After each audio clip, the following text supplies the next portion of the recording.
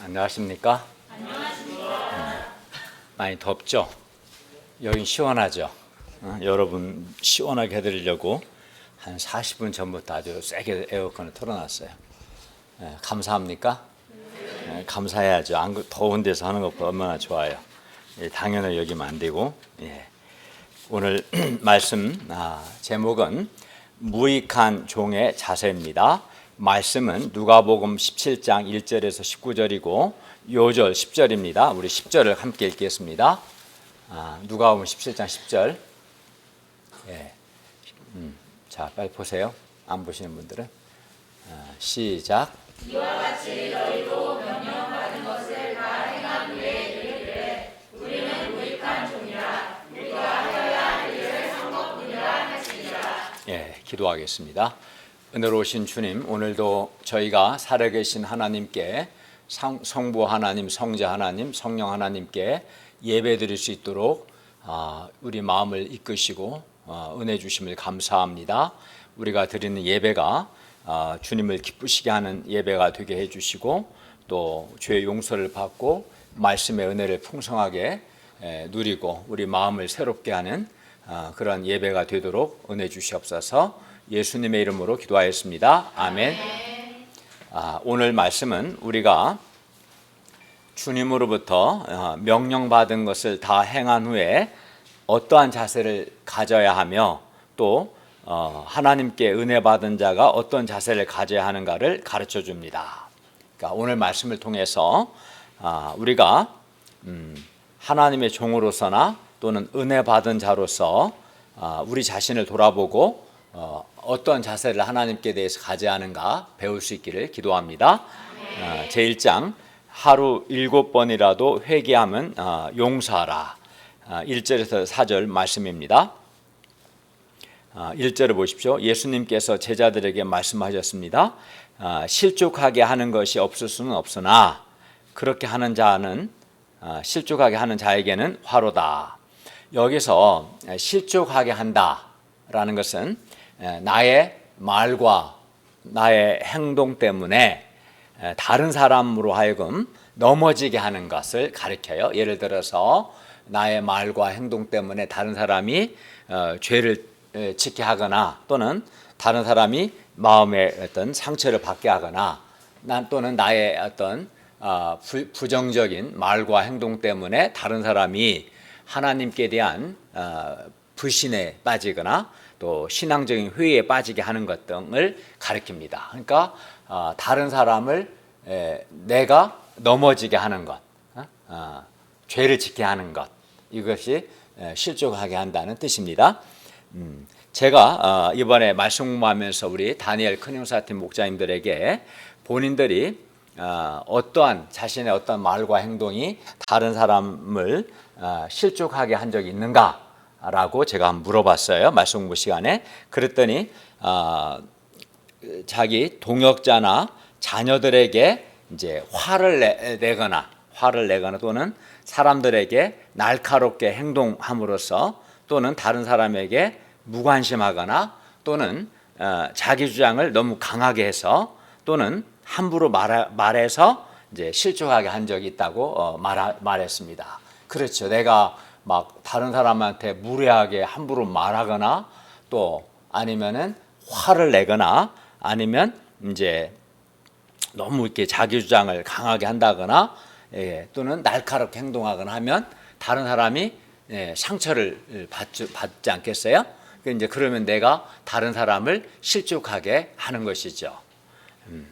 그리고 예수님은 이렇게 실족하게 하는 것, 다른 사람을 넘어지게 하는 것, 다른 사람에게 상처를 주거나 나의 말과 행동이 다른 사람이 죄를 짓게 하거나 또 하나님께 대한 바른 신앙을 잃어버리게 한다거나 이러한 일들이 없을 수는 없다라고 말씀합니다.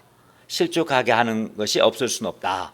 왜냐하면 왜 그러겠어요? 왜냐하면 사람은 누구나 아무리 훌륭한 사람이라도 모든 사람이 허물과 실수가 있고 또 사람은 연약하기 때문에 그렇습니다. 그러니까 허물과 실수가 없는 사람이 없죠. 그래서 우리가 후회할 때가 많죠. 내가 아까 그렇게 말하지 말았어야 하는데, 그렇게 행동하지 말았어야 하는데, 이제 그렇게 하지 않습니까? 그러나 이렇게 사람이 누구나 허물이 있고 실수가 있고 연약하다고 해서 실족하게 하는 책임이 면해지는 것은 또 아닙니다. 책임이 있습니다.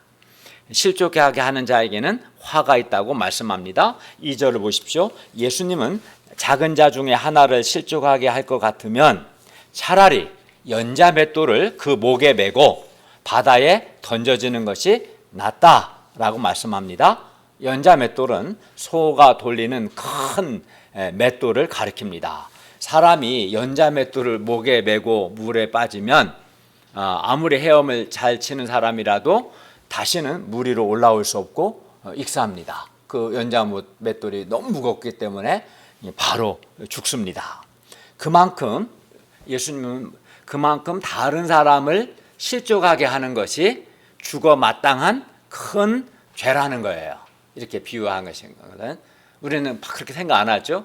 그럴 수 있지. 그렇게 하는데 내 말과 행동이 다른 사람에게 상처를 주거나 그의 신앙을 무너뜨리거나 넘어지게 한다면 나는 그 사람에게 하나님과 그 사람에게 연자 맷돌을 메고 물에 빠지는 것만큼이나 죽을 큰 죄라고 말씀합니다. 그러니까 우리가 오늘 말씀을 통해서 나의 말과 내 표정과 내 행동이 다른 사람을 실족하게 하는 것은 하나님이 보시기에 죽어 마땅한 큰 죄라는 그 인식을 해야 돼요.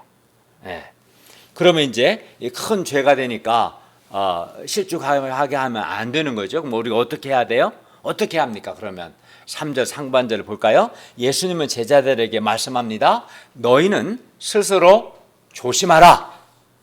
우리는 다른 사람을 실족하게 하지 않도록 어떻게 해야 돼요? 스스로 조심해야 돼요. 그러면은 어떻게 조심해요? 말도 조심하고, 말도 막 싸납게 하고, 무례하게 말하고, 그럼 안 되겠죠? 표정도 막 거스르는 표정을 짓고, 그러면 안 되겠죠? 말도, 표정도, 행동도 조심해야 돼요. 뭘 조심해요? 나의 그 말과 행동이 다른 사람을 실족하게 하지 않기 위해서 않도록 조심해야겠죠? 그리고 적극적으로는 어떻게 합니까? 은혜가 되고 덕이 된다는 것은 다른 사람을 위로하고 격려하고 세우는 그런 말과 행동을 해야 합니다. 그게 주님의 말씀입니다. 3절 하반절을 보십시오.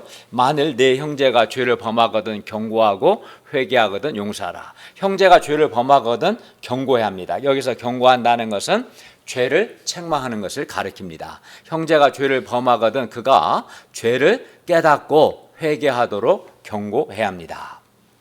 물론 온유하게 해야겠죠. 그리고 그가 이제 경고를 통해서 죄를 깨달았어요. 내가 잘못했구나. 죄를 깨닫고 회개하면 어떻게 합니까? 회개하면 용서해야 합니다. 그럼 우리가 몇 번이나 용서해야 합니까? 유대 랍비들의 격언에 의하면 3번 용서해 주는 사람은 완전한 인간이라는 말이 있다고 합니다. 그러나 예수님은 우리가 1번 또는 3번만 용서할 것이 아니라 하루에 7번이라도 용서하라고 말씀합니다. 4절을 보십시오. 만일 하루에 7번이라도 너에게 죄를 짓고 7번 너에게 돌아와 내가 회개하노라 하거든 너는 용서하라. 그러니까 한 사람이 하루에 7번 죄를 지키도 어렵겠지만 7번 회개하는 것도 사실 어렵습니다. 그러니까 많은 사람들이 회개를 안 해요. 죄를 짓고도 인정 안 해. 요즘 사람들 말로 표현하면 아주 쌩 까는 거예요. 한마디로. 회개 잘못했으면 겸손하게 인정을 해야 하는데 제가 잘못했습니다 해야 하는데 막 이렇게 인정도 안 하고 더 화가 나죠, 상대방은. 근데 7번 죄를 짓는 것도 어렵겠지만 그래서 7번 회개하는 것도 사실 어려워요. 무엇보다 회개하는 사람을 7번 용서하는 것은 더욱 어렵죠. 하루에 7번 용서하는 건 얼마나 어렵습니까? 그러나 예수님은 회개하면 그가 자기 죄를 깨닫고 회개하면 하루에 7번이라도 용서하라고 말씀합니다. 그러면 그러므로 우리가 작은 자 중에 하나를 실족시키지 않도록 어떻게 합니까? 스스로 조심할 뿐만 아니라 우리가 우리에게 범죄한 형제가 회개하면 하루에 7번이라도 용서할 수 있기를 기도합니다. 제2장 무익한 종의 자세를 가지라. 5절에서 10절 말씀입니다. 5절을 보십시오. 사도들이 예수님께 말했습니다. 우리에게 믿음을 더하소서. 사도들은 범죄한 형제를 용서하고자 할 때 그가 다시는 죄를 짓지 않는다는 믿음, 또는 내가 용서하면 이 사람이 새 사람이 될 것이라는 믿음이 있어야 한다고 생각했습니다. 그리고 하루에 7번이나 용서하려면 그들에게 지금보다 더 큰 믿음이 있어야 한다라고 생각했어요. 그래서 사도들은 예수님께 우리에게 믿음을 더하소서, increase our faith, 우리의 믿음이 더 크게 해주세요라고 했습니다. 그러나 예수님은 뭐라고 하십니까? 겨자씨 하나만한, 겨자씨 하나 아주 작죠. 볼펜 심 찍은 정도로 겨자씨 하나만한 아주 작은 믿음으로도 충분하다라고 말씀합니다. 그러니까 믿음을 더하지 않아도 괜찮다. 아주 지금 나는 이만큼 믿음인데 믿음을 이렇게 해달라 하는데 그러지 말고 겨자씨 하나만한 믿음으로도 충분하다고 말씀합니다. 6절을 다 같이 읽겠어요. 6절 시작. 주께서 이르시되 너희에게 겨자씨 하나만한 믿음이 있었더라면 이 뽕나무더러 뿌리가 뽑혀 바다에 심겨라 하였을 것이요 그것이 너희에게 순종하였으리라. 예, 여러분 뽕나무를 본 적이 있어요? 저는 어렸을 때 우리 어머니가 누에꽃이 하셨기 때문에 뽕나무를 많이 봤고 거기 거기 열매도 많이 따먹고 그랬어요. 어렸을 때 그 추억이 있어요. 근데 뽕나무는 다른 나무와 좀 달라요. 뽕나무는 뿌리가 아주 많아요. 그리고 뿌리를 땅속 깊이 내리기 때문에 뽕나무는 잘 뽑히지 않아요. 잘 안 뽑혀요. 뽕나무는 다른 나무와 달리. 그래서 뽕나무를 뽑는 것은 아주 어려운 일입니다. 예, 어려운 일을 가리키고 거의 불가능에 가까운 일입니다. 그러나 예수님은 우리가 아주 작은 믿음, 겨자씨 하나만한 작은 믿음으로도 뽕나무를 뽑는 것과 같은 어려운 일을 할 수 있다고 말씀합니다. 현재 사도들이 갖고 있는 믿음만으로도, 즉 하루에 7번이라도 형제를 용서하는 아주 어려운 일이죠. 할 수 있다고 말씀하는 거예요. 그러므로 나는 믿음이 크지 않기 때문에, 아주 믿음이 너무 작기 때문에 그렇게 어려운 일을 할 수 없습니다 라고 말해서는 안 된다는 거예요. 믿음이 작으니까 내 믿음을 더해 주세요 라고 하면 안 된다는 거죠. 지금 우리가 가지고 있는 겨자씨 하나만한 작은 믿음으로도 충분하다고 말씀합니다. 그러니까 사도들의 생각과 예수님의 생각이 달라요. 야, 그 하루에 7번이나 용서하는 것은 매우 어려운 일이거든요. 또 그 외에도 어려운 일들이 얼마나 많습니까? 그래서 지금 갖고 있는 겨자씨 하나만한 작은 믿음으로는 안 되고 믿음을 더해 주세요. 믿음이 더 많이 성장하면 그때 하겠어요. 이런 생각이 있었는데 예수님 그렇지 않다는 거죠. 네가 지금 갖고 있는 겨자씨 하나만한, 우리 이나가 갖고 있는 겨자씨 하나만한 믿음만으로도 충분하다고 말씀하는 거예요. 정인아나, 엄마 아빠나 이모 삼촌들이나 목자님들 같은 믿음이 커야 내가 할 수 있지 않을까. 나는 양인데 생각하기 쉽잖아요. 고개 끄덕끄덕한데 그렇지 않다는 거예요. 이나가 현재 갖고 있는 믿음만으로도 충분하다는 거예요. 우리 이정원 원장님은 말씀 공부한 지 10년도 넘으셨기 때문에 현재 갖고 있는 원장님의 믿음만으로도 충분하다는 거예요. 여기 겨자씨 하나만한 믿음이 없는 사람이 어디 있겠어요? 중요한 것은 믿음의 크기가 아니라 비록 겨자씨 하나만한 아주 작은 믿음일지라도 주님의 말씀에 순종하고자 하는 자세예요. 이게 중요하다는 거예요. 그러므로 우리는 예수님께 믿음을 더하소서 increase our faith라고 할 것이 아니라 비록 겨자씨 하나만한 작은 믿음일지라도 예수님의 말씀에 순종하려고 해야 합니다. 그러니까 아무리 작은 믿음이라도 내가 순종하고자 하면 얼마든지 큰 일을 할 수 있다는 거예요. 그게 예수님의 말씀이에요. 하루 7번 용서하는 것을 포함해서 아무리 어려운 일도 네가 현재 갖고 있는 믿음으로 넌 충분히 할 수 있다. 중요한 건 네가 말씀에 순종하는 거다라는 거예요. 사도들은 말씀에 순종할 생각을 하기보다도 믿음이 작으니까 일단 믿음이 커야 한다고 생각했는데 예수님 그게 아니다. 그런데 너가 갖고 있는 믿음만으로 충분하고 중요한 것은 믿음의 크기가 아니라 네가 말씀에 순종하는 거다라고 말씀합니다. 그래야 우리가 겨자씨 하나일 만한 작은 믿음일지라도 주님의 말씀에 순종하려고 하면 우리는 우리에게 죄를 짓고 회개하는 사람을 계속해서 용서할 수 있습니다. 또 이외에도 다른 어려운 일도 능히 할 수 있습니다. 그러니까 많은 사람들이 무능한 어려운 일을 못하고 무능한 삶을 사는 것은 사실은 믿음이 작아서가 아니라 말씀에 순종을 하지 않으니까 그런 거예요. 이렇게 큰 믿음이 있어도 말씀 순종하지 않으면 아무런 역사도 일어나지 않아요. 비록 겨자씨 하나일 만한 작은 믿음이라도 주님의 말씀에 순종할 때 하나님의 놀라운 역사가 반드시 일어납니다. 그러나 우리가 하루에 7번 용서했다고 해서 내가 하루 7번 용서한 것을 자랑하거나 자기 의를 삼아서는 안 됩니다.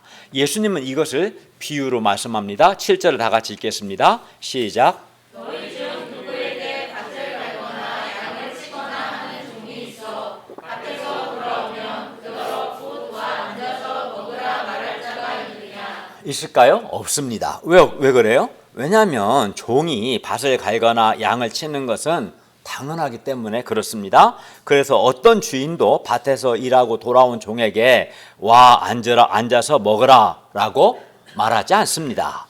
8절을 보십시오. 도리어 그더러 내 먹을 것을 준비하고 띠를 띠고 내가 먹고 마시는 동안에 옆에서 너 수종 들고 너는 그 후에 먹고 마시라 하지 않겠느냐. 당연히 그렇게 합니다. 왜 그렇게 합니까?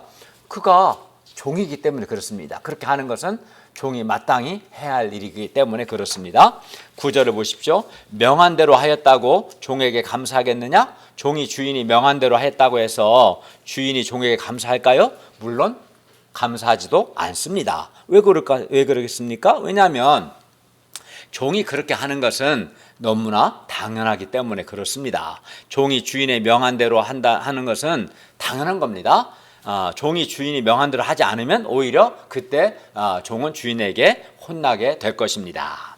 그러면 예수님께서 이 비유를 통해서 우리에게 가르쳐 주고자 하시는 바가 무엇입니까?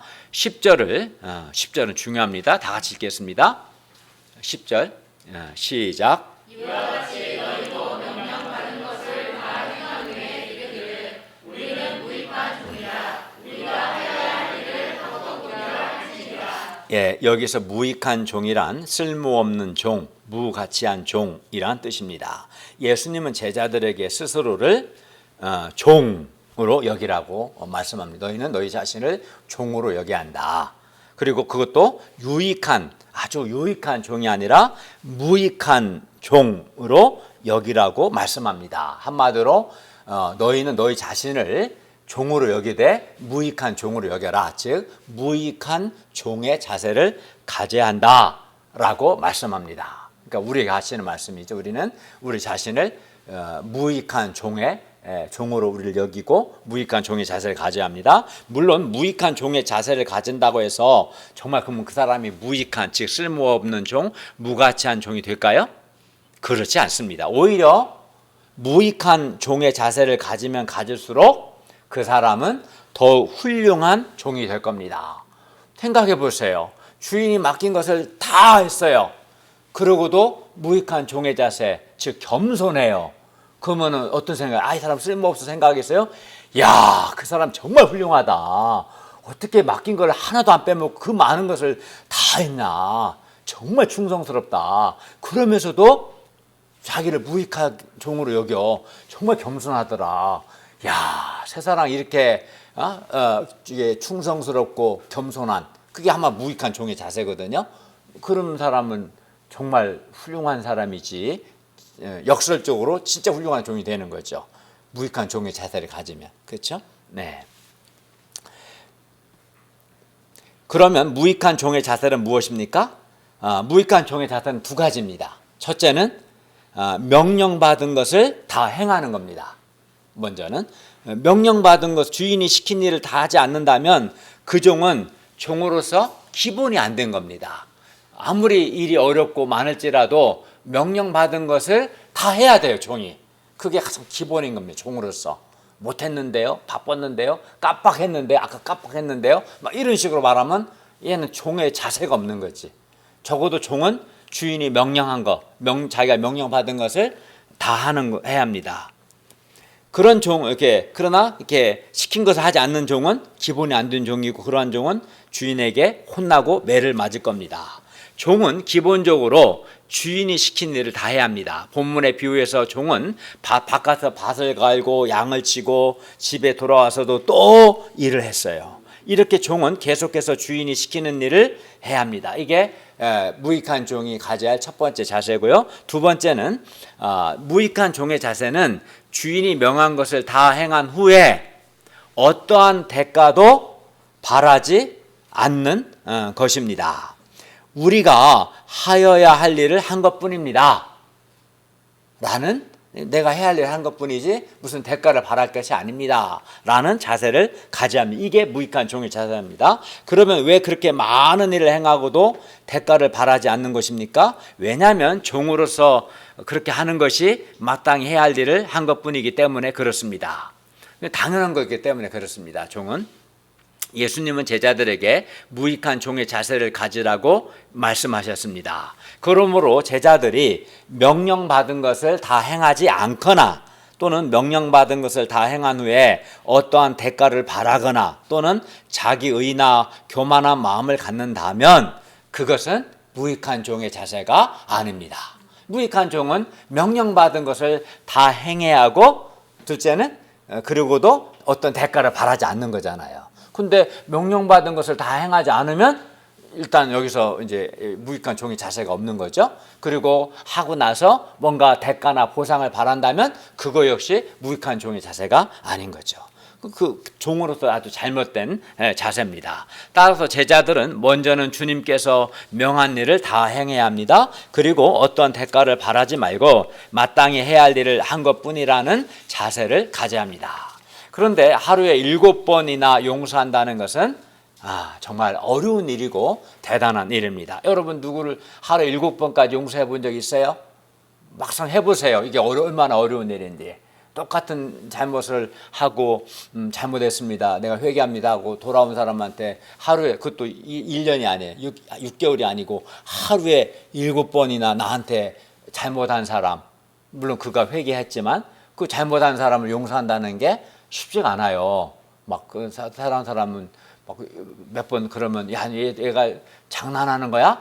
진정성이 없어. 이렇게 생각하지 용서하기가 참 어렵습니다. 하루에 7번.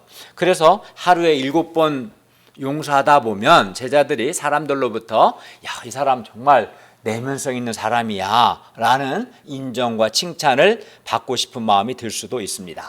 그러나 용서하는 것은 주인이신 예수님께서 제자들에게 하신 명령입니다. 아까 뭐라고 했어요? 3절에서 만일 네 형제가 죄를 범하거든 경고하고 회개하거든 용서하라. 얼마만큼 해야 하니까 하루에 7번이라도 죄를 짓고 너한테 회개하면 용서하라 라고 말씀하셨어요. 그러니까 하루에 7번이라도 용서하는 것은 주님께서 우리에게 하신 명령인 거예요. 명령. 그렇기 때문에 제자들이 또 우리가 용서하는 것은 마땅히 해야 할 일입니다. 우리 명령 받았으니까. 제자들이 형제를 용서하는 것은 무슨 자랑할 일이나 또는 생색을 낼 일도 아니고 또는 무슨 대가나 상을 바랄 일도 아니었습니다. 종으로서 마땅히 해야 할 일이었습니다. 따라서 제자들은 이렇게 말해야 합니다. 7번까지도 용서하고 나서 뭐라고 해야 돼요? 우리는 무익한 종입니다. 우리가 하여야 할 일을 한 것뿐입니다 라고 말하고 이런 자세를 가져야 합니다. 그런데 우리는 형제를 용서하는 것뿐만 아니라 하나님의 복음 역사를 섬기는 데 있어서도 무익한 종의 자세를 가져야 합니다. 두 가지죠. 종의 자세를 가져야 하고, 먼저는 무익한 종의 자세를 가져야 돼요. 형제들, 다른 사람을 용서하는 것뿐만 아니라 하나님께서 맡기신 하나님의 복음 역사를 섬길 때에도 어떤 자세를? 무익한 종의 자세를 가져야 한다고 말씀합니다. 그래서 복음 역사를 섬긴 후에 저는 무익한 종입니다. 제가 마땅히 해야 할 일을 한 것뿐입니다. 이런 자세를 가져야 합니다. 그리고 주님, 무익한 제가 주님의 은혜로 구원받고 주님의 은혜로 쓰임받았으니 도리어 제가 주님께 감사합니다 라는 자세를 가져야 합니다.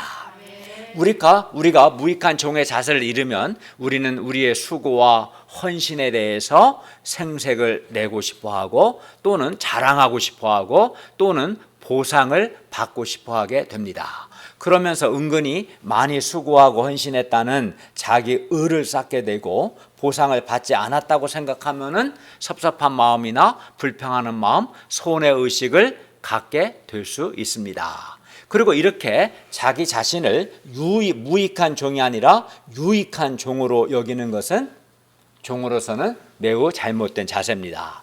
그런 사람은 이렇게 뭔가 대가를 바라고 이렇게 유익한 여기는 이런 사람은 비록 아무리 그가 능력이 많고 그가 열심히 많을지라도 하나님께서 보시기에 그는 교만한 사람이요, 또 교만하기 때문에 정말 무익한, 진짜로 이제 쓸모없는 종인 거예요. 그 아무리 많은 수고를 하고 했을 때라도 하나님 앞에서 교만하면 그는 빵점입니다. 하나님이 제일 싫어하는 사람이 교만한 자입니다. 우리는 그렇기 때문에 무익한 종의 자세를 가져야 합니다. 그리하여 아주 충성스럽게 주님의 양들을 돌보고, 또 하나님의 복음 역사를 위해서 나의 시간과 물질을 드리고 또 많은 수고를 하고 나서 우리는 이렇게 생각해야 합니다. 주님, 저는 무익한 종입니다. 주님, 제가 마땅히 해야 할 일을 한 것뿐입니다. 이런 자세를 가져야 합니다. 그래서 무익한 종은 어떻습니까? 무익한 종의 특징은, 그래서 첫째는 명령받은 것을 다 해야 돼요. 그래서 무익한 종은 명령받은 것에 대해서 충성됩니다. 그리고 어떤 대가를 바라지 않기 때문에 겸손합니다. 그러니까 무익한 종의 자세를 다르게 표현하면 명령받은 것에 대해서 충성되다, 그리고 겸손하다라고 말할 수 있습니다. 그게 무익한 종의 자세입니다. 근데 우리는 우리의 죄로 과거 어떤 삶을 살았습니까? 죄의식과 정죄감, 수치심으로 고통했고 심판에 대한 두려움 속에 살았습니다. 우리는 우리 죄로 말미암아 하나님의 무서운 심판을 받아 불못에 던져질 자들이었습니다. 그렇기 때문에 이러한 우리가 구원받은 것 자체가 하나님의 놀라운 은혜입니다. 멸망받을, 심판받을 내가 하나님의 은혜로 구원받은 것 자체가 놀라운 은혜 아닙니까? 또 우리가 하나님께 쓰임받는 것 자체도, 쓰임받는 것도 하나님의 큰 은혜입니다. 왜냐하면 자격 없는 우리가 하나님께 쓰임받는 과정에서 우리의 내면이 변화되고 우리의 믿음이 성장하고 또 우리는 선한 열매를 맺게 되고 또 우리는 매우 영광스럽게 되기 때문입니다. 쓰임받지 않는 사람은 내면이 변화되지 않습니다. 쓰임받지 않는 사람은 믿음이 성장할 기회가 없습니다. 쓰임받지 않는 사람은 선한 열매 맺기 어렵습니다. 하나님께 쓰임받지 않는 사람은 영광스럽게 되지 않습니다. 그런데 하나님께 쓰임받아야, 무익한 종의 자세를 가지고 쓰임받아야 그 과정에서 내면도 변화되고 믿음도 성장하고 선한 열매도 맺게 되고 영광스럽게 되기 때문에 쓰임받는 것 자체도 뭡니까? 하나님의 은혜인 겁니다. 그러므로 우리는 무익한 종의 자세를 가져야겠습니다. 그리하여 먼저는 주님께서 우리에게 명령한 것을 충성스럽게 행할 수 있기를 바랍니다. 다음으로 주님께서 우리에게 명령하신 것들을 다 행한 후에 어떠한 대가도 바라지 않고 도리어 나는 무익한 종입니다. 내가 해야 할 일을 한 것뿐입니다. 주님, 제가 주님의 은혜로 구원받고 주님의 은혜로 쓰임받기 때문에 제가 오히려 주님께 감사합니다. 이러한 자세를 가질 수 있기를 기도합니다. 그래서 우리 가운데 주님께서 명령하신 것에 대해서 충성되고 또 하고 나서도 겸손한 그러한 무익한 종들이 많이 나올 수 있기를 바랍니다. 제3장 하나님의 은혜를 감사하는 자가 되라. 11절에서 19절 말씀입니다. 11, 12절을 보십시오. 예수님께서 예루살렘으로 가실 때 사마리아와 갈릴리 사이로 지나가시다가 한 마을에 들어가셨는데 나병 환자 10명이 예수님을 만났습니다. 그들은 멀리 서 있었어요. 왜냐하면 그들은 나병 환자들이었기 때문에 사람들과 접촉하면 안 되었기 때문에 그렇습니다. 율법에 의하면 나병 환자는 이스라엘 공동체 밖에서 혼자 살아야 했습니다. 사람들과 어울려 살다 보면 전염시킬 수 있으니까 나병에 걸리면 그래서 정상적인 사회생활을 할 수 없습니다. 학교도 못 다닙니다. 직장도 못 다닙니다. 정상적인 사회생활은 안 돼요. 또 이런 예배, 당시 회당 예배에도 참석할 수 없어요. 예배도 안 돼요. 또 가족들과도 강제로 격리돼야 합니다. 뭐 자가격리 2주? 그게 아닙니다. 완전 끝까지 평생 완전 격리입니다. 자가격리가 아니라. 나병에 걸리면. 그리고 당시 나병에 걸린 사람은 하나님의 저주, 징계를 받았다는 슬프고 운명적인 생각을 했습니다. 그리하여 나병은 이런 그들에게 어떻게 했어요? 아주 심각하고 어두운 치명적인 인생 문제였습니다. 나병 때문에 정상적인 생활이 불가능하고, 그죠? 가족들과도 떨어져야 하고, 운명적인 슬픈 생각을 하고 살아야 했습니다. 정말 안타깝죠. 그러나 이러한 그들에게 희망이 생겼어요. 그것이 뭡니까? 바로 예수님입니다. 그들은 전에 예수님은 어떠한 병자도 치료하신다는 소문을 들었어요. 그런데 이 예수님께서 사마리아와 갈릴리 사이로 지나가신다는 소식을 들었고, 이때 그들은 예수님이라면 그들의 나병도 고쳐주실 것을 믿었어요. 그리하여 그들은 멀리 서서 예수님을 향해서 건소리를 외쳤습니다. 13절을 보십시오. 예수 선생이여, 우리를 불쌍히 여기소서. 여기서 불쌍히 여겨달라는 것은 우리를 불쌍히 여기셔서 우리의 이 치명적인 이 나병을 고쳐주세요 라는 뜻입니다. 그들은 이 나병으로 인해서 말할 수 없는 큰 고통이 있었습니다.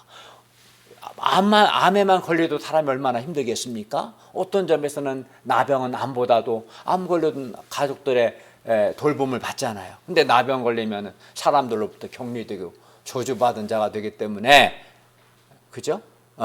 치료도 안 되고요. 어떻게 보면 암 환자보다 더 불쌍한 거죠. 그들은 나병으로 인해서 말할 수 없는 큰 고통이 있었습니다. 그런데 그들이 이 나병을 낫는 길은 예수님의 긍휼 외에는 방법이 없었습니다. 그렇기 때문에 그들의 불쌍히 여겨달라는 이 외침은 정말 간절했습니다. 나병으로 인한 그들의 고통이 컸던 만큼 예수님의 긍휼을 구하는 그들의 마음은 정말 간절했습니다. 여러분이 그 나병 환자라면 여러분도 같은 마음이 아니겠습니까? 예수님이 지나가시고 예수님이 유일한 희망이라면 정말 예수님께 예수 선생님 나를 불쌍히 여겨주세요 라고 간절한 마음으로 구하지 않겠습니까? 예수님은 이러한 그들을 보시고 정말 불쌍히 여기셨어요. 그들의 기도대로 불쌍히 여기셔서 말씀합니다. 14절 상반절을 볼까요? 가서 제사장들에게 너희 몸을 보이라. 당시 나병 환자가 나병에서 나음을 받으면 제사장에게 몸을 보이고 나병에서 나았다는 확인, 즉 건강진단서를 받은 후에야 정상적인 사회생활을 할 수 있었습니다. 그러니까 당시는 제사장이 오늘날 의사의 역할까지 했던 거예요. 따라서 가서 제사장들에게 너희 몸을 보이라는 이 말씀은 예수님께서 그들의 나병을 치료해 주실 것을 믿고 건강진단서 끊으러 제사장들에게 가라 라는 뜻입니다. 그러면 이때 그들은 어떻게 했습니까? 14절 하반절을 보십시오. 그들이 가다가 깨끗함을 받은지라. 그들이 예수님의 말씀을 믿고 순종해서 갔을 때 가다가 나병에서 깨끗함을 받았습니다. 나병이 순간적으로 다 사라지고 어린아이 같은 피부가 된 거예요. 나병에서 깨끗함을 받은 그들의 기쁨과 감격이 어떻겠습니까? 뭐 대학에 합격한 기쁨은 비교가 안 되는 거죠. 그렇지 않겠어요? 취업한 기쁨은 비교가 안 되는 거죠. 그들이 얼마나 기뻤겠어요? 얼마나 감격적이었겠습니까? 아마 저 같아도 그랬을 것 같아요. 나병으로 그들은 과거 아주 어둡고 너무나 고통스럽고 너무나 절망적인 삶을 살았기 때문에 나병에서 나음받은 그들의 기쁨과 감격은 이루 말로 다 표현할 수 없었을 것입니다. 야, 이 나병에서 깨끗함을 받은 것, 이것은 그들의 인생에서 최고로 기뻤을 겁니다. 그렇지 않겠습니까? 한번 생각해 보세요. 그러면 이렇게 깨끗함을 받은 후 그들은 어떻게 했습니까? 15, 16절을 보십시오. 그 중에 한 사람이 자기가 나은 것을 보고 큰 소리로 하나님께 영광 돌리며 돌아와 예수님의 발 아래에 엎드려 감사했습니다. 그런데 그는 사마리아 사람이었어요. 그 사마리아 사람은 나병이 나은 그 순간, 나병에서 깨끗함을 받은 바로 그 순간 그는 하나님께서 자신을 불쌍히 여기셨다는 것을 기억했습니다. 하나님이 나를 긍휼히 여기서 불쌍히 여기사 나병에서 깨끗하게 하셨다는 것을 기억했어요. 그리하여 큰 소리로 하나님께 영광을 돌렸습니다. 하나님, 저는 나병으로 인해서 정말 어둡고 고통스러웠습니다. 그런데 하나님께서 저를 불쌍히 여기셔서 예수님을 통해 저의 나병을 치료해 주시니 너무나 감사합니다. 예수님 저를 불쌍히 여기신 것을 정말 감사하고 또 감사합니다. 제가 이 은혜를 잊지 않고 일생 주님의 은혜를 감사하는 자가 되고 은혜 감당하는 삶을 살겠습니다 라고 고백했습니다. 그는 예수님께서 자신을 불쌍히 여기신 것을 기억했습니다. 예수께서 나를 불쌍히 여기사 나병에서 깨끗하게 하신 것을 그는 기억했습니다. 그때 그는 너무나 감사했습니다. 그렇지 않겠습니까? 주님께서 나의 이 치명적인 절망적인 나병을 깨끗하게 하신 것을 기억하면 당연히 감사하죠. 그래서 그는 하나님께 영광을 돌렸으며 만사를 제쳐놓고 먼저 예수님께 돌아와 발 아래 엎드려 감사했습니다. 그를 보시고 예수님께서 물으셨습니다. 17, 18절을 한번 읽어볼까요? 17, 18절입니다. 시작.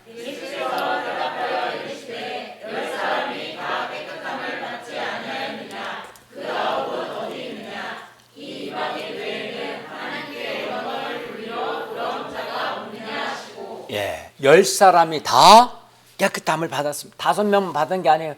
예수님의 치료는 100%입니다. 예, 오늘 의사는 100%는 안 되겠죠. 그죠? 근데 예수님은 100%입니다. 다 10명이 다 깨끗함을 받았어요. 그런데 사마리아 사람 한 사람만 하나님께 영광을 돌리며 돌아와 예수님께 감사했습니다. 예수님은 하나님의 은혜를 받고도 감사하지 않은 9사람을 책망하셨습니다. 그 9은 어디 있느냐? 그 9도 통일하게 나병에서 깨끗함을 받았는데 그 9은 지금 어디 있느냐? 왜 그들은 돌아와 감사하지 않느냐? 라고 묻습니다. 나머지 9명도 하나님께 영광 돌리고 예수님께 감사하는 것이 마땅합니다. 하나님의 은혜를 받고도 감사하지 않고 배은망덕하는 것은 큰 죄입니다. 그러면 왜 사마리아 사람 한 사람만 하나님께 영광을 돌리며 예수님께 감사하고 나머지 9사람은 왜 감사하지 않았을까요? 그 이유가 뭡니까?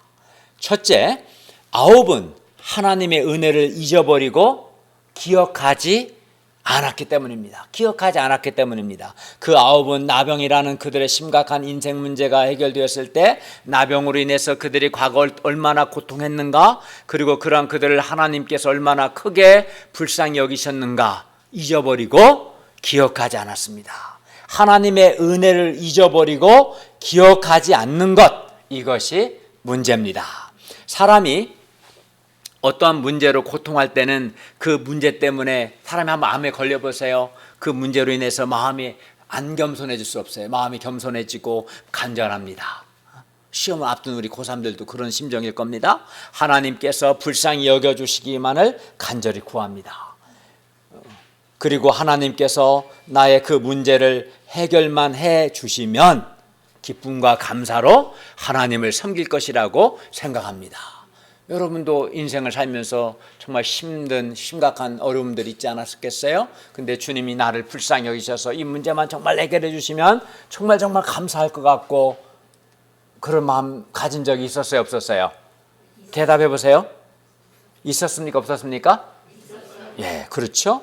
예, 문제만 해결되면 이제 하나님을 위해서 내가 뭐든지 다 할 수 있을 것 같았습니다.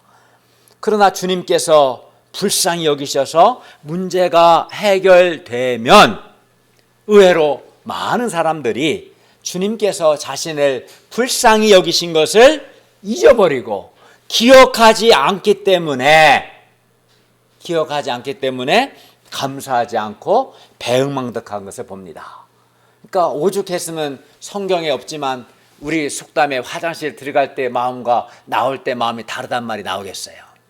어떤 심각한 인생 문제가 있으면 막 그때만큼은 주님이 나를 불쌍히 여기셔서 이 문제만 해결해 주시면 정말 감사할 것 같고 은혜를 감당할 것 같은데 주님께서 그 불쌍히 여기셔서 정말 그 문제를 해결해 주셨어요. 그것도 여러 번. 그럼 어떻게 하겠어요? 어떻게 합니까? 이 안대를 먹자. 주님이 나를 불쌍히 여기신 것을 기억하고 감사해야 하지 않겠습니까? 그런데 그걸 잊어버려요. 주님이 나를 불쌍히 여기신 것을 잊어버려요. 기억하지 않습니다. 그러니까 감사하지 않는 거예요. 그러니까 배은망덕한 자가 되는 겁니다. 그러므로 우리는 내가 하나님의 은혜를 받기 전 과거 얼마나 비참하고 고통스러웠고 하나님이 나를 어떻게 불쌍히 여기셨는가, 하나님의 은혜를 잊어버리지 않고 기억해야 합니다. 기억하는 것이 매우 중요합니다. 그리고 하나님의 은혜를 기억했으면 미루지 말고 즉시 하나님께 감사해야 합니다. 즉시. 그러니까 두 가지입니다. 기억하는 거예요. 하나님 나를 어떻게 불쌍히 여기셨는가 기억하는 것과, 기억하면 당연히 감사하죠. 감사를 미루지 않고 즉시 감사하는 게 중요합니다. 왜냐하면 은혜를 받고 즉시 감사하지 않으면 은혜 받은 순간은 정말 감사했는데 시간이 흐르면 감격이 사라집니다. 감사의 마음이 식게 됩니다. 저도 대학 입학할 때는, 합격할 때는 기뻤어요. 근데 그 기쁨이 정말 그지 많고 한 달이 못 갑니다. 한 1, 2주 가면 딱 사라져요. 사람의 마음이라는 게 그런 겁니다. 감격도 사라지고 감사는 식습니다. 시간이 흐르면. 그래서 즉시 해야 즉시. 예를 들어 어떤 사람이 하나님께 감사한 일이 있어서 하나님께 감사헌금을 하고자 했는데 즉시 하지 않고 미루면 감격과 감사의 마음이 식기 때문에, 사라지기 때문에 나중에는, 처음에는 막 주님이 나를 불쌍히 여기신 것 때문에 감사해서 감사헌금 하고자 했는데 나중에는 그 마음이 식어버려서 감사헌금 하는 것이 아까운 마음이 들고, 감사헌금을 해도 의무감으로 하거나 또는 처음에 내가 생각했던 액수보다 적게 하고 싶은 마음이 생길 수 있어요. 왜냐하면 즉시 감사하지 않으면 시간이 지나면 감격이 사라지고 마음이 식거든요. 감사하고 감격이 없으니까 부담스럽거든요. 아까운 마음이 생기는 거예요. 그러므로 우리가 하나님의 은혜를 잊지 않고 기억할 뿐만 아니라 즉시 미루지 않고 즉시 감사할 수 있기를 기도합니다. 둘째, 그 아홉은 교만하여 하나님의 은혜를 당연한 것으로 생각했기 때문에 감사하지 않았습니다. 본문은 깨끗함을 받은 후에 하나님께 영광을 돌리고 돌아와 예수님께 감사한 사람은 유대인이 아니라 유대인이 멸시하는 사마리아 사람 곧 이방인이었음을 강조하고 있습니다. 9 유대인 나병 환자들은 교만해서 하나님의 은혜를 감사하지 않고 아주 당연하게 생각했습니다. 즉 우리 유대인이니까 나병에서 나음 받는 건 당연한 거야. 저 사마리아 애나 저 은혜지. 이런 교만한 마음을 가졌던 거예요. 자기들은 은혜 받을 자격이 있다고 생각했던 겁니다. 이를 통해 볼 때 하나님의 은혜를 당연한 것으로 생각하는 교만이 큰 문제임을 알 수 있습니다. 당연하게 여기면 하나도 안 감사하죠. 근데 저는 우리 동역자들을 보면 굉장히 복음 역사를 위해서 수고와 헌신하는 동역자들이 너무 많습니다. 그거를 당연하게 여기지 않으면 한 사람 한 사람의 그런 겸손과 충성심, 헌신, 수고를 생각하면 정말 감사해요. 정말 감사. 근데 그걸 만약에 당연하게 한번 생각해 봐요. 당연히 다 해야지. 그러면 하나도 감사할 게 없는 거예요. 당연하게 생각하는 것이 교만한 마음이고, 그러면 이제 감사하지 못하는 거예요. 9명이 유대인 나병 환자들이 그러했어요. 예수님은 돌아온 그 사마리아 사람에게 말씀하셨습니다. 19절을 보십시오. 일어나 가라, 네 믿음이 너를 구원하였느니라. 여기서 구원은 하나님의 자녀가 되는 것, 영생입니다. 그 사마리아 사람은 자기 나병이 나은 것은 오직 하나님의 능력이요 하나님의 은혜인 것을 믿었습니다. 또한 나병이 깨끗하게 되는 과정을 통해서 예수님이 바로 하나님께서 보내신 그리스도 구원자이심을 믿었습니다. 예수님은 하나님의 은혜를 기억하고 감사한 그에게 나병으로부터 구원보다 더 큰 구원, 즉 하나님의 자녀가 되고 영생을 얻는 더 큰 구원의 은혜를 주셨습니다. 예수님은 이렇게 감사하는 자에게 더 큰 은혜를 주십니다. 정말 그렇습니다. 저는 주님, 제가 1991년에 지금 한 30여 년 전에 한 가지를 저는 결단했어요. 적어도 내가 하나님의 은혜를 감당하는 자가 되고자, 배은망덕한 인간은 되지 않고자. 그럼 저는 그 한 가지를 그리고 비교적 30여 년 동안 지키고 됐어요. 그러니까 하나님께서 그걸 기뻐하시고 귀하게 써주시고 은혜 주시고 복 주셨어요. 또 감사했어요. 또 귀하게 쓰시고 은혜 주시고 또 복 주셨어요. 30여 년의 저의 삶은 정말 풍성했습니다. 먹고 튀는 감사치 않는 자는 그걸 끝나는 겁니다. 그러나 하나님께 감사하는 자는 하나님이 기뻐하시고 더 큰 은혜를 주십니다. 그러나 이렇게 감사치 않고 그냥 돌아간 9사람은 어떻게 됐을까요? 비록 그들이 나병에서는 나았지만 그들 역시 살다 보면 또 다른 인생 문제들이 생길 수밖에 없을 것이고, 그러면 그때 다시 그들은 마음에 어두움이 찾아오고 말 것입니다. 우리는 오늘 본문에서 10사람이 다 깨끗함을 받았는데 한 사람만 돌아와 감사하는 것을 통해서 은혜를 받은 사람은 많지만 은혜를 잊지 않고 기억하고 감사한 사람은 아주 적다는 것을 알 수 있습니다. 이는 우리가 하나님의 은혜를 받았을 때 적극적으로 하나님의 은혜를 잊어버리지 않고 기억하고 즉시 감사하고자 하는 투쟁을 하지 않으면 그만큼 감사하기가 어렵다는 것을 의미합니다. 가만히 있으면 안 되는 거죠. 가만히 있으면 90%가 감사하지 않게 되는 거죠. 따라서 우리가 하나님의 은혜를 잊지 않고 기억하고자 투쟁하고 즉시 감사할 수 있기를 기도합니다.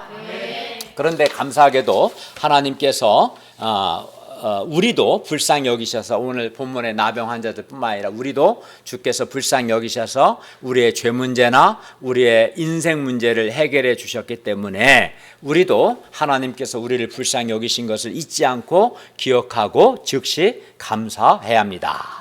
과거 비록 감사하지 않았더라면 지금이라도 주님께서 자신을 불쌍히 여기신 것을 기억하고 감사할 수 있기를 바랍니다. 제가 어제 우리 몇몇 목자님들에게 하나님께서 불쌍히 여기신 것 어떤 것이 있었냐고 물어봤어요. 그래서 이제 한 열 몇 분 물어봤는데, 어떤 분은 가정 불화로 인해서 늘 마음이 불안했는데 주님께서 불쌍히 여기셔서 그에게 평안을 주셨다고 했어요. 이름을 말하지 않겠습니다. 어떤 분은 가난으로 인해서 등록금이 없어서 절망 가운데 있었는데 주님께서 그를 불쌍히 여기셔서 장학금을 받게 해주셨다고 말했어요. 여기 있어요. 어떤 분은 과거 정욕과 열등감으로 고통했는데 주님께서 자기를 불쌍히 여기셔서 용서해 주시고 새 삶을 살게 해주셨다고 했습니다. 또 어떤 분은 허리에 찌르는 이유를 알 수 없는 찌르는 듯한 고통이 며칠 동안이나 계속되어 힘들었는데 기도실에 들어가서 죄를 회개했을 때 허리 아픈 것이 낫도록 주님의 긍휼을 구했을 때 주님의 은혜로 얼마 뒤에 아픈 것이 사라졌다고 말했습니다. 그 사람도 여기 있어요. 어떤 분은 월급을 받지 못해서 어려움이 있었는데 주님께서 불쌍히 여기셔서 자기가 월급을 받게 해주셨다고 했습니다. 이외에도 주님께서 제가 이제 쭉 보니까 가장 많이 나온 내용이 주님께서 불쌍히 여기셔서 죄의 고통에서 구원해 주신 이게 가장 컸고요. 많았고 취업하도록 도와주신 것, 또 그 다음에 많았던 것이 이제 직장에서 인간관계나 업무의 어려움에서 구원해 주신 것, 이게 참 많았어요. 내용이. 또 어떤 분은 제적이 될 뻔했는데 제적의 위기에서 구원해 주신 것, 또 어떤 분은 가정에 여러 어려운 문제가 있었는데 그 어려운 문제 해결해 주신 것, 또 어떤 분은 시험에 합격해 주신 것 등이 있었습니다. 이 외에 더 있겠죠. 하나님께서 우리를 불쌍히 여기셨습니다. 그러므로 우리가 하나님께서 우리를 불쌍히 여기신 것을 잊지 않고 기억하여 하나님께 감사하고 하나님의 은혜를 감당하는 것이 마땅합니다. 결론입니다. 내가 다른 사람을 실족하게 하지 않도록 조심하고, 적극적으로는 말도 조심하고 행동도 조심하고, 적극적으로는 은혜가 되고 덕이 되는 말과 행동을 해야 합니다. 그리고 다른 사람이 나에게 죄를 범하고 회개할 때는 용서할 수 있기를 기도합니다. 그리고 무엇보다 우리가 무익한 종의 자세를 가질 수 있기를 기도합니다. 그래서 주님께서 우리에게 명령한 것을 다 행할 뿐만 아니라 충성된 거죠. 또 마땅히 해야 할 일을 한 것뿐이라는 이러한 겸손한 자세를 가질 수 있기를 바랍니다. 그리고 하나님의 은혜를 잊지 않고 기억하고 어떻게 해요? 즉시 감사하는 삶을 살 수 있기를 기도합니다. 기도하겠습니다.